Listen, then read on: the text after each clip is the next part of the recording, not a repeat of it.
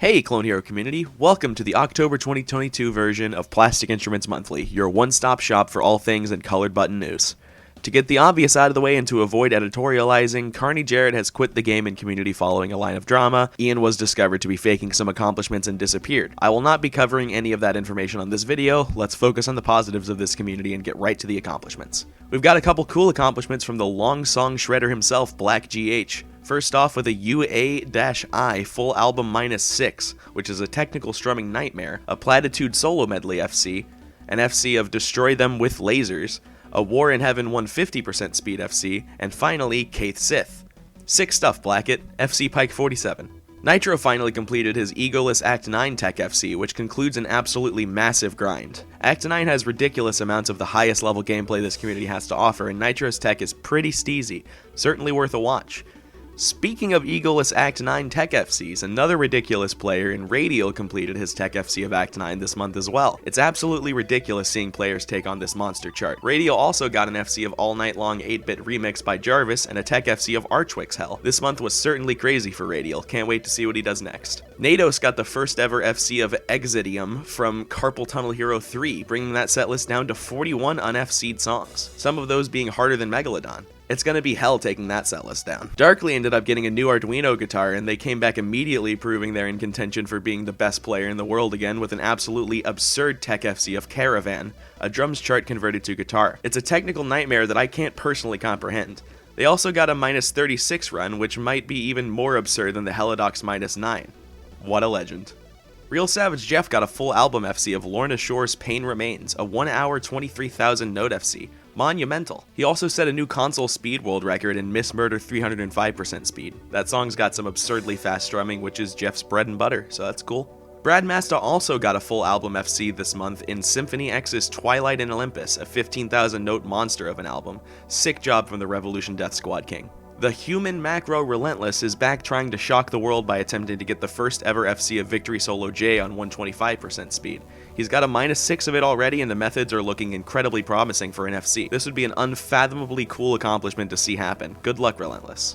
Chandler DM'd me the other day and offered me money to FC Tobias the God Sapien on 125% speed, and I wanted McDonald's, so the FC was pretty much already done. It's a neat accomplishment with funky chords and fast sweeps. Shout out to Toby GH3. And finally, we've got Leanie with a Tech FC of Halloween Patterns Uber on 125% speed. If you want to see Lean's unique skill set thing on full display, this is a pretty good Tech FC for it. There were a few really cool console accomplishments this month as well. Steph GH1 got an FC of Ballroom Blitz on GH2 Xbox, which might sound a little odd since GH80s and GH2 have similar engines. The back end of GH2 Xbox's window with the notes of that speed makes this way tighter than other GH80s FCs of this track. Check Steven's video out for a full explanation. Steph wasn't done there. He completed the first ever AC/DC live rock band full game FC. This also has a detailed explanation, so give it a look if you're interested. Archwick proved he's also a timing and precision god by getting an FC of Chiasm Solo 2D on RB3 Xbox. If you're unfamiliar, this section requires 48 frame perfectly executed inputs in a row. Only a handful of people in the world have hit it, and now Archwick can say he has too. And finally with console, we've got Steph again with an FC of The Lollercost of Thought, a Callum White song from the early GH3 custom era, on Guitar Hero 3 Xbox. This was at one point close to the best accomplishment in the community when Danny first got it, so seeing it taken down on GH3 Xbox is insane.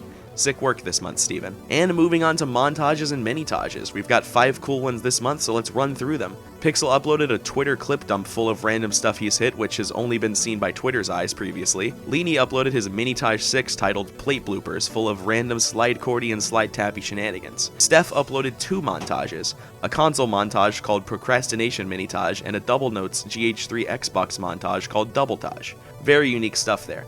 And finally, we've got Stellero's Steltage 2022. All links to these will be in the description. And last but not least, we've got some ScoreSpy news. Ariana, the lead dev of ScoreSpy, now plans to host leaderboards for the upcoming resurgence of GHTV, now that the community has made that work again. This is huge for the 6th Fret community. More information is available on Ariana's Twitter, which will be linked in the description. Hey guys, Matt Money here, and welcome back to another Customs Recap. I'm back to talk to you about what our composers have been up to during the month of October.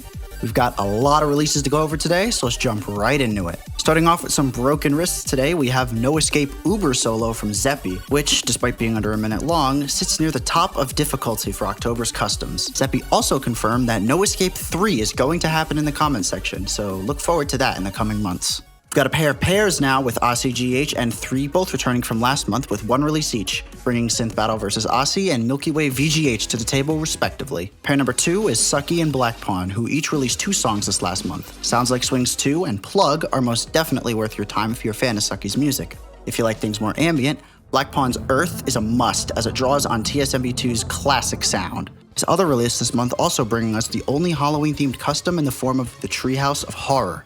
Now onto 3 artists who've used the last month to drop larger projects. Starting off with Dead Shadow's Silly Shorts Volume 1, yes, that's really the name of it, a small collection of 5 songs totaling a little under 6 minutes. If you're in the mood for something short and sweet, this is right up your alley. A little more serious now, but definitely amazing in terms of sound, we have Thinger Thing's Not Commercial Enough. This short 6-track album offers an amazingly unique sound with each track as a rebellion against what is seen as marketable in the music streaming industry. Definitely would recommend at least giving this one a listen. Finally, if you really want to get grooving, check out the album Flip by Collaggio.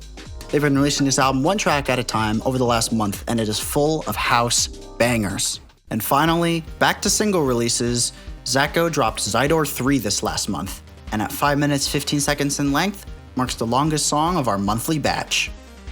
And that about wraps it up for this month's Plastic Instruments Monthly. Make sure to leave a comment shouting out anyone we missed this month. We'd love to cover every single thing that happened, but we're just one team and not perfect. Thanks all for now. Have a day.